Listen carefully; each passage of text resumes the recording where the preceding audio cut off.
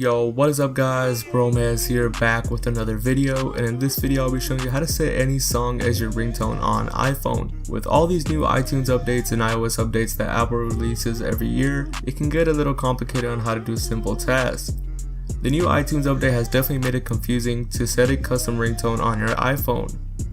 Before, all you had to do was just download a ringtone and drag and drop it into iTunes. Now when you download a ringtone, you can't just drag and drop it onto iTunes. There is a little more than that. This is why I made this video, to show you guys a simple way to set a custom ringtone on your iPhone. So without further ado, let's get started. The first thing you want to do is obviously have a song that you want to set as your ringtone. Once you have that, drag it to your desktop.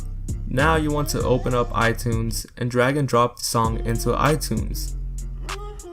After that, you want to right click and click on album info. Then you want to go to options and check the start and end boxes and select the time frame that you want. Ringtones are 30 seconds long at the max, so set a time frame that's 30 seconds long. Once you have done that, you want to press OK. Next, you want to go to File, Convert, and create AAC version. You will now see two songs. One is the actual song, and the one you just created is the one that's 30 seconds long to be used as your ringtone. Next, you want to drag and drop the one you just created onto your desktop, and once that is done, if you want, you can delete the two files in iTunes.